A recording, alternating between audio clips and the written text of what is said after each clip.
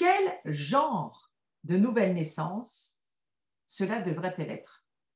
Alors, le mot pour de nouveau, dans né de nouveau en grec, ce mot c'est anothène. A-N-O-T-H-E-N, anothène. Donc, c'est un mot inhabituel. Hein.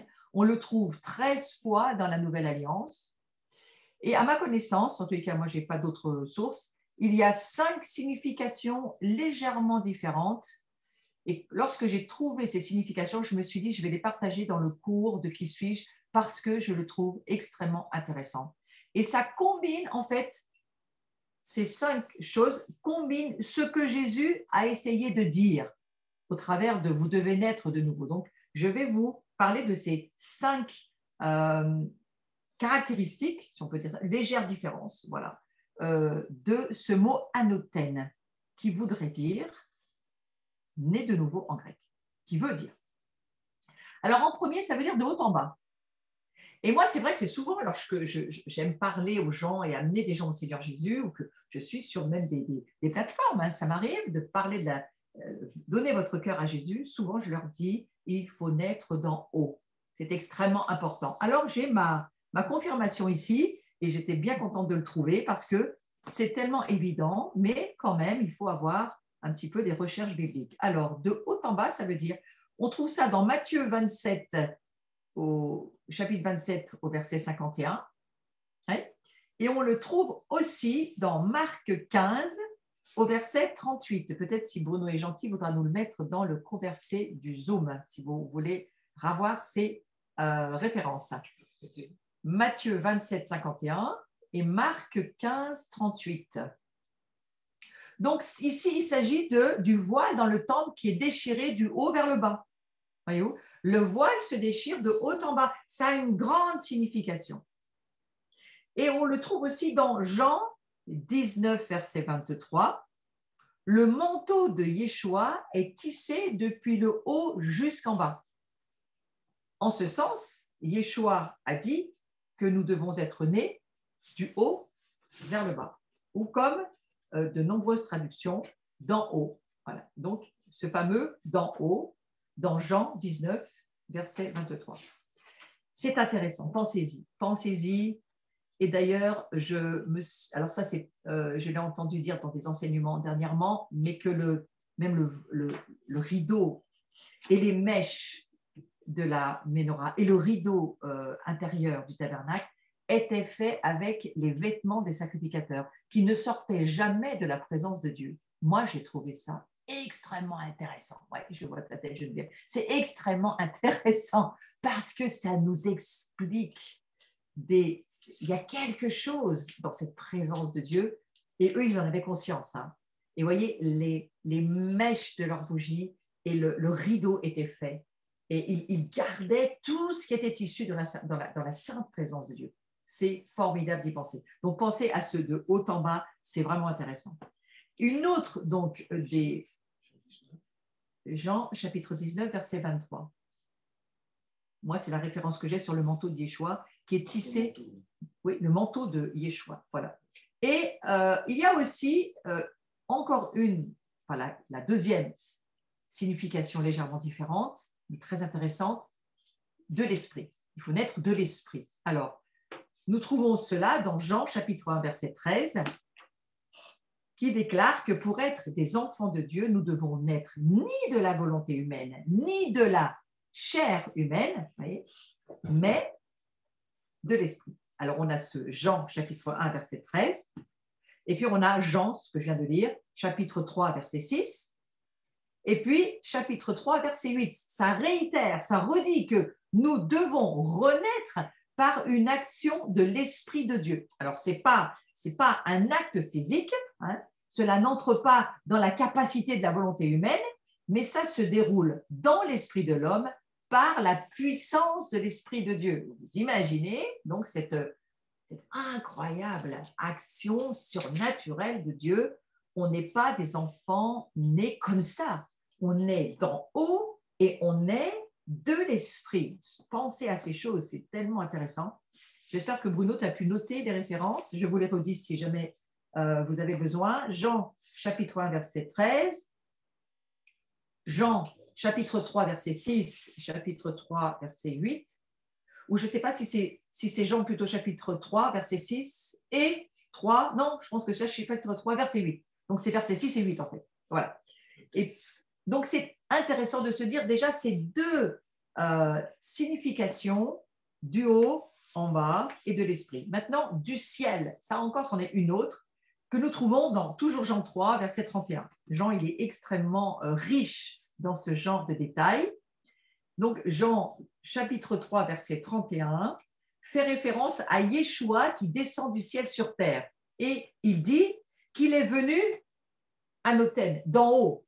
Hein, il est venu d'en haut. Mais là, c'est du ciel. Hein, c'est une autre traduction du ciel, je trouve intéressant. C'est comme quand Yeshua a dit à Pilate qu'il avait une autorité gouvernementale sur la terre, mais qu'elle ne lui avait pas été donnée par Dieu. En gros, ça ne venait pas du ciel, ça ne venait pas d'en haut. Alors ça, c'est quand même une grosse claque d'entendre ça pour Pilate. Et en fait, il lui dit, elle ne vient pas d'Anoten, elle ne vient pas d'en haut. Donc voilà, ça, on trouve ça dans Jean chapitre 19, verset 11. Et puis, on a l'épître de Jacques. Alors Jacques, on l'a au chapitre 1, verset 17, au chapitre 3, verset 15 et verset 17 aussi. Jacques, il en parle bien. Et il déclare également que la sagesse, et je vais répéter, et chaque don spirituel parfait descend d'en haut, descend du ciel. Ça descend du ciel. Et en fait, ce ciel, c'est Anoten. Voilà. Donc, la sagesse, chaque don spirituel parfait vient d'Anoten. Ça vient d'en haut, ça vient, mais ce n'est pas le en haut, ça vient, c'est la notion d'en haut, mais du ciel. Hein. Faites une petite différence. Alors, je vous redis les références. C'est Jean, chapitre 3, 31, ça c'est le premier, que Yeshua est descendu du ciel hein, et qu'il est venu d'en haut. Ensuite, c'est le d'en haut avec Pilate, c'est Jean, chapitre 19, verset 11. Et ensuite, l'épître de Jacques au chapitre 1, on a le verset 17. Et au chapitre 3, on a le verset 15 et 17. D'ailleurs, c'est facile en mémotechnique, on a Jean 1, 17 et on a Jean 3, 17. Donc, la mémotechnique, elle est assez simple à retenir. Et voilà, et là, ça parle de la sagesse et les dons du ciel. Ouais, c'est intéressant parce qu'il y a quelque chose qui change dans notre veille intérieure quand on veut voir la parole de Dieu. Vous savez, on entend la parole de Dieu, mais on la voit aussi. Je pense qu'en termes de veilleur, il faut voir la parole de Dieu. Et vous pouvez voir d'en haut, voir du ciel, voir de l'esprit. Ce sont des visions très différentes. Hein, voilà. Et ça peut aussi peut-être amener un relief dans notre façon de voir la parole de Dieu. J'ai bien dit de voir. Alors, on a de haut en bas, on a de l'esprit, on a du ciel, et puis on a en quatrième signification, on a de nouveau, le fameux de nouveau. Il y a aussi le sens de revenir à ce qui était avant. Et d'ailleurs, moi, je crois que ça a troublé Nicodème, puisqu'il a dit, Nicodème, mais est-ce qu'il faut que je retourne dans le ventre de ma mère? Nous, ça nous fait rire, hein, parce qu'on se dit, le pauvre, il lui manque une case. En fait, pas du tout. Nicodème était extrêmement érudit. C'est quelqu'un qui comprenait très, très bien les choses. Et en fait, Nicodème, il se dit, alors, ce anothène, ça veut dire qu'il faut revenir avant. Parce que lui, il comprend tout à fait cette expression bien mieux que nous, mais il la comprend à sa manière grammaticale. Et bien, alors, ça veut dire revenir à ce qui était avant, une deuxième fois, répéter de nouveau, c'est-à-dire, voilà, il faut revenir à ce qui était. Et lui, il ne le comprend pas du tout. Et on a Galates chapitre 4, verset 9, qui parle de il désirait revenir à la servitude. C'est le mot anothène aussi, là. Revenir. Alors, ce n'est pas teshuva, hein, ce n'est pas ça, mais c'est revenir à ce qui était comme avant. Ouais. Il voulait revenir à la servitude. Mais non, voilà. Et ce sens, il est intéressant parce qu'il pourrait nous échapper si on n'y réfléchit pas. Et je trouve intéressant d'y réfléchir, moi, personnellement. Voilà. Donc, il y a ce de nouveau. Et puis, en cinquième signification intéressante, depuis le commencement. Ça, c'est une autre petite différence. Luc, il se réfère à ses écrits, comme, c'est Luc dont il est question, comme recherchant tout depuis les origines. On trouve ça dans Luc, chapitre 1, verset 3. Il se réfère à tout depuis les origines, depuis le commencement. Ben, Génao, la Genèse, hein, ça parle de ça aussi. l'affaire de la Genèse, mais ici, c'est le terme anathème, hein, et c'est très, très proche. Et il s'agit simplement du commencement d'une séquence de temps. Voyez-vous? Donc, au sens spirituel, c'est significatif parce que naître de nouveau contient en lui le sens de avoir besoin de revenir au tout début, au commencement. Donc, on saute par-dessus la chute et on revient au jardin d'Éden. C'est ça que ça veut dire. On passe par-dessus, hein, et on revient au début. Et c'est intéressant parce que c'est exactement ça. Au fond, nous, on pense qu'il y a un changement, une transformation, on pense en linéaire, mais Dieu pense toujours en circulaire. Regardez les cycles, printemps, été, automne, hiver. Regardez Pâques, Shavuot, Sukkot, et ça tourne et ça recommence. Dieu, il pense en cercle. Nous, on pense en linéaire. Et là, non, Dieu, il revient à ce qu'il a décidé depuis le début. Et au fond, demain, je vais parler sur un avenir, une espérance. Je vais essayer de toucher un petit peu ce domaine, de dire, mais Dieu, il connaissait la fin dès le début. Il a toute l'histoire, il est Dieu. Et pour nous, c'est quand même une sacrée assise. Alors demain, je parle à Paris, tout est possible. Priez pour moi. Priez pour moi. Moi, j'essaye d'aider un grand nombre, on va dire, de tas de personnes qui entendent beaucoup de choses, mais je veux essayer de les encourager à ne pas perdre la foi et à garder la vision. Veillez, on a un Dieu qui connaît la fin depuis le début. On ne devrait pas s'angoisser sur ce qui se passe. Alors, si vous êtes un peu angoissé, suivez-moi. Demain soir, je vais essayer de faire que vous soyez plus découragés. Et moi, ça va m'encourager avec.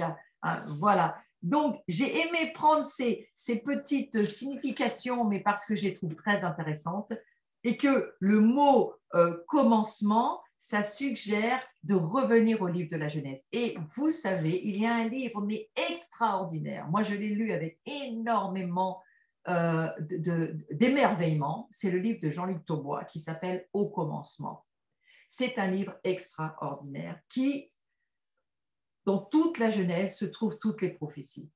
Et alors, c'est ce que je voudrais vous dire là maintenant, pour clôturer ce cours, c'est que toute l'histoire, toute la fin est contenue dans le début. Tout ce qui était à la fin est dans le début. Dieu n'a pas ni commencement ni fin. Et si on comprend ça, alors Jean-Marc mais l'explique d'une façon magistrale, hein, c'est tout est dans la Genèse. Vous lisez le livre de la Genèse, ça vous suffirait. Sauf qu'il faut parler l'hébreu, ce qui n'est pas notre cas. Et ça se comprend dans l'hébreu, mais nous, dans nos traductions, c'est extrêmement difficile. Et d'ailleurs, c'est un de ceux qui m'a permis de corriger ma Bible. Donc, si vous lisez ce livre, vous corrigerez votre Bible parce qu'il y a beaucoup d'erreurs, entre autres une extrêmement lourde dont je vous rappellerai plus tard. Je vous en reparlerai plus tard. Donc, la nouvelle naissance, je reviens sur mon sujet, je ne veux pas m'égarer, la nouvelle naissance, elle doit réparer l'erreur, ouais, en revenant jusqu'au commencement. Lorsque Adam et Ève ont péché dans le jardin d'Éden, eh bien moi aujourd'hui, ce n'est plus quelque chose qui m'angoisse parce que je me dis, mais par l'Esprit de Dieu, nous revenons au début, mais au début avant la chute. Et c'est là où nous aurons, je crois, les plus grandes révélations à vivre. C'est lorsque nous allons retrouver ce souffle. Voilà, Bruno a trouvé excellent. Alors, j'espère pour vous qu'il existe toujours, parce que je sais qu'à un moment donné, il était épuisé, mais après tout, demander, ça va revenir.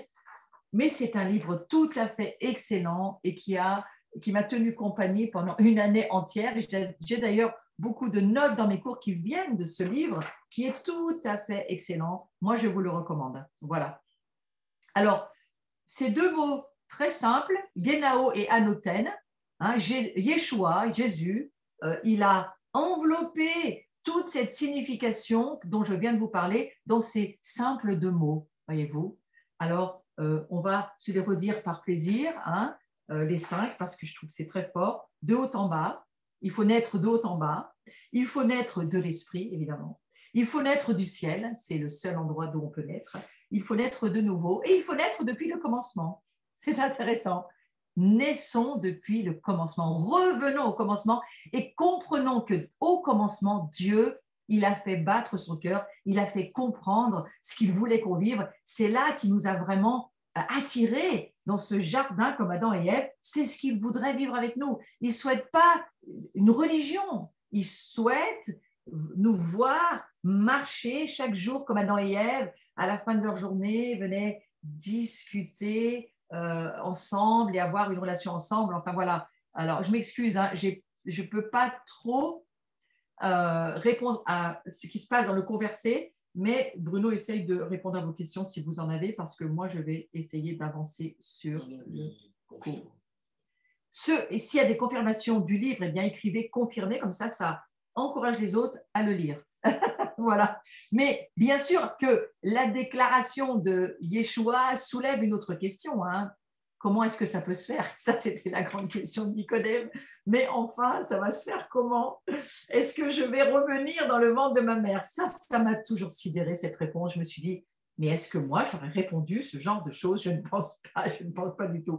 Mais une fois qu'une personne reconnaît le besoin crucial, inévitable, ça, c'est quelque chose que moi, j'ai ressenti dans ma vie, d'un tel renouvellement. Totalement, profondément, il nous faut être renouvelés, pas seulement de notre nature, mais ensuite dans toute notre pensée, dans toute notre intelligence, parce que vous comprenez bien qu'on est notre propre ennemi. Si dans un corps recréé, nous pensons comme l'ancien corps, ça ne va pas faire avancer les choses. Hein. Donc c'est pour ça que très vite dans Romains 12, c'est offrez vos corps en sacrifice vivant, mais soyez renouvelés dans votre intelligence, parce que si vos pensées ne suivent pas et n'emmène pas votre corps au bon endroit, ça ne va pas aider personne. Hein.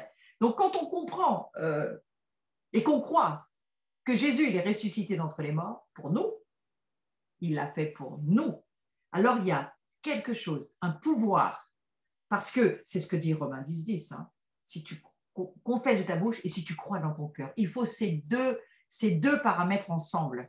C'est alors que nous confessons de notre bouche parce que ce que nous disons, eh bien, Jésus l'entend, il plaide, il est au ciel, c'est notre grand sacrificateur et c'est la foi que nous proclamons que lui prend et considère. Hein, mais il faut qu'il l'entende. C'est pour ça qu'il faut parler à voix haute. Je crois qu'il n'y a pas que Jésus qui doit l'entendre, il faut que le deuxième ciel l'entende. Hein. Le deuxième ciel a besoin d'entendre parce que ceux-là, ils ont besoin de savoir ce qui se passe.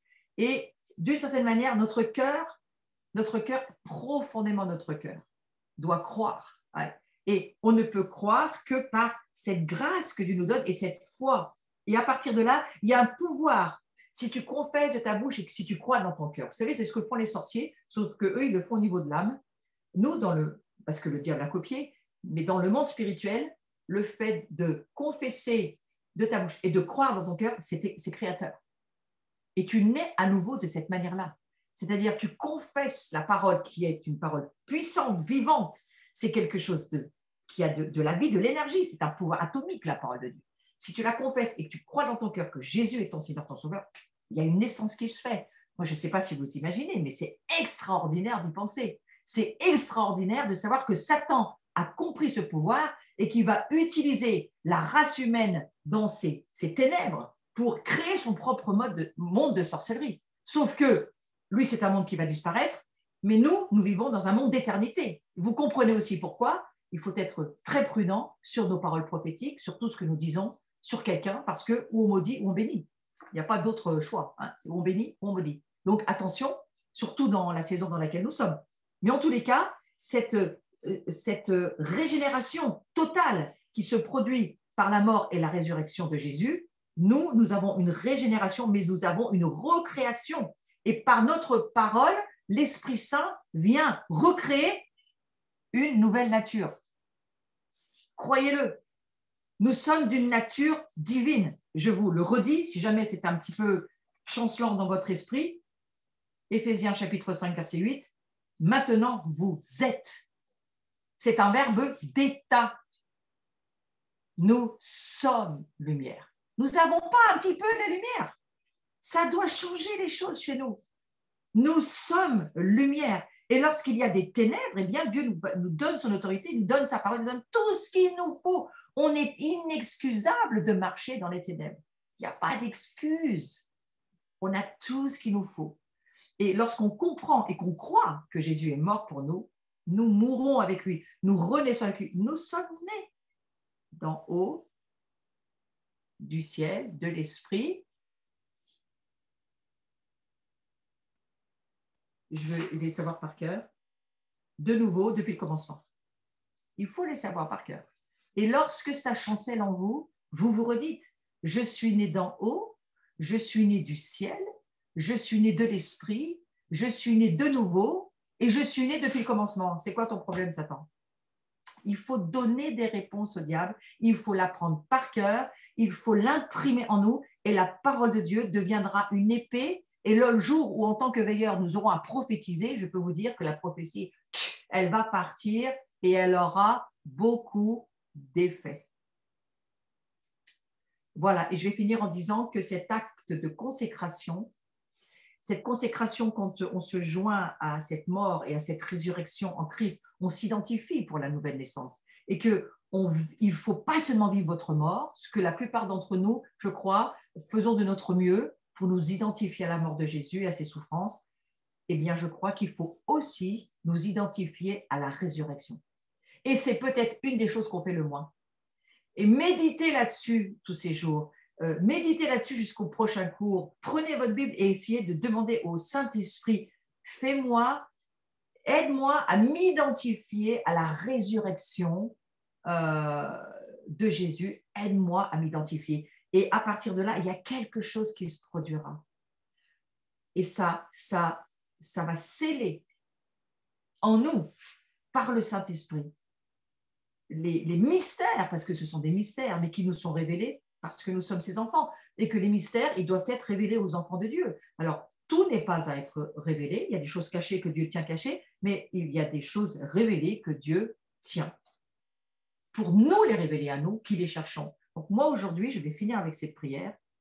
Je vais dire, mais Seigneur, je prie que chacun d'entre nous, nous puissions nous identifier et vraiment saisir notre mort en ta propre mort et que nous puissions vraiment voir que notre vieille nature, notre vieil être en homme ou femme est mort, il n'existe plus, il faut en être sûr, et que au travers de la renaissance par le baptême, nous sommes en train de voir notre naissance. Moi, vous savez, quand j'ai fait des cours il y a des années, je disais à tous mes élèves, je disais, dites-moi quel jour vous êtes né. Alors, ils me donnaient tous leur date de naissance. Non, mais je ne disais pas celle-là. Quand vous êtes né d'en haut, vous êtes né quand, quel jour? Ou donnez-moi au moins la saison. Ou dites-moi le nombre de fois que vous avez dû franchir un escalier, mais à un moment donné, vous avez vraiment su que vous étiez né à nouveau. Moi, je n'ai pas de jour exactement, mais je peux vous dire à chaque fois que je sais qu'il s'est passé quelque chose, mais il y a un jour où j'ai su que je suis né à nouveau. Il faut avoir cette certitude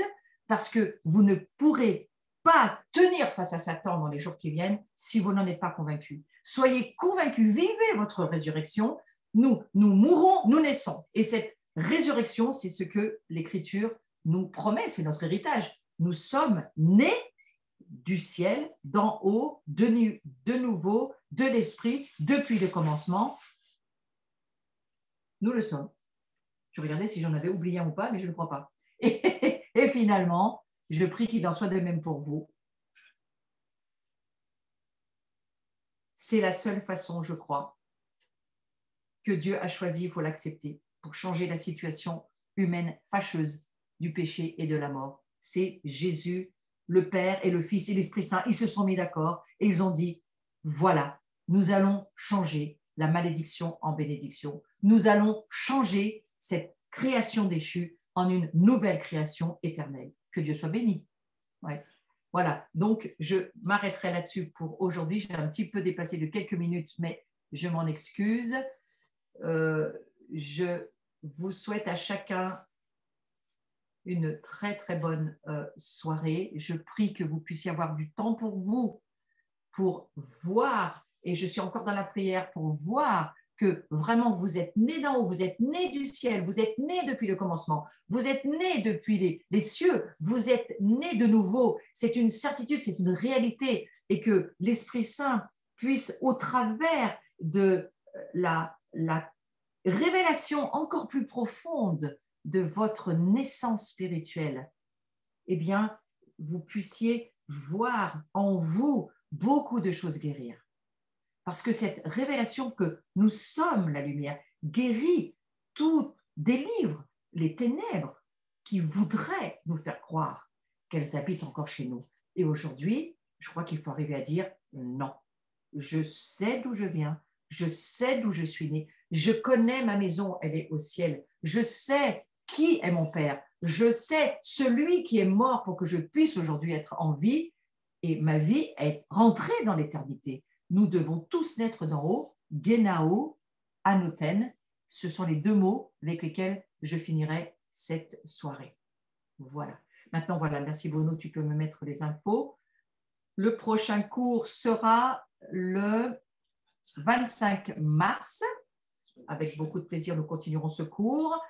Ça, c'est rien du tout, c'est juste pour vous montrer que j'ai une chaîne YouTube qui vous propose des enseignements. Et en général, ce cours, vous le retrouvez à la fois en live 1 heure. Dans ma playlist, vous trouvez les cours en live d'1 heure de Réveil des Guetteurs. Et sinon, vous trouvez dans l'identité chrétienne des petits bouts de 20 minutes que vous pouvez réécouter selon vos désirs. Voilà. Et puis, je vous invite surtout à ce CEDER que nous organisons en tant que communauté Abri, une soirée pour passer ce temps de Pâques ensemble autour de la table. J'étais avec Carlos Payan cet après-midi en ligne avec Marc Blancou. Nous sommes en train d'organiser cette soirée. Nous allons avoir un livret de la Haggadah, c'est-à-dire le livret qui suit le repas du CEDER. Ne vous inquiétez pas, si je parle en langue, vous comprendrez tout, on va tout expliquer. Et on va vivre ensemble autour de la table cette soirée. Et vous savez, Marquis Blancou, qui a mais vraiment un charisme pédagogique pour expliquer ce que c'est que la Pâque pour nous, la famille de Dieu. On se met autour de la table messianique cette fois-ci et on va les écouter, nous enseigner. Nous l'avions déjà fait l'an passé. Si vous avez été l'an passé, c'est pas du tout, mais un peu, comme on ne peut pas changer le CEDER, mais ça sera une autre manière de l'aborder. Et puis, nous voulons surtout avoir la joie d'être tous ensemble. Donc, c'est pour ça que vous êtes tous invités. Le lien est gratuit. Vous pouvez le trouver sur notre site.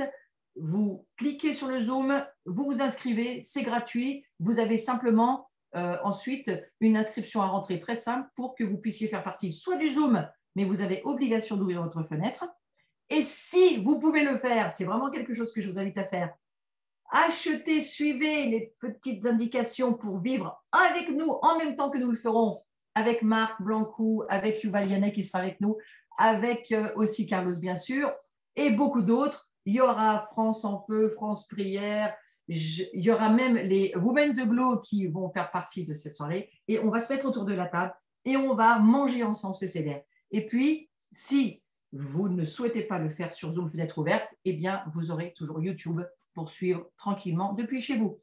Voilà, vous êtes tous invités en tous les cas et je le dis, mais les premiers seront sûrs d'être sur Zoom. Oui, je l'ai déjà dit, demain soir, ceux qui veulent me retrouver, Bruno me rappelle, alors je vous redis, et demain soir, je serai avec Carlos Payan pour Un avenir, une espérance. Je vous souhaite une bonne soirée. À bientôt.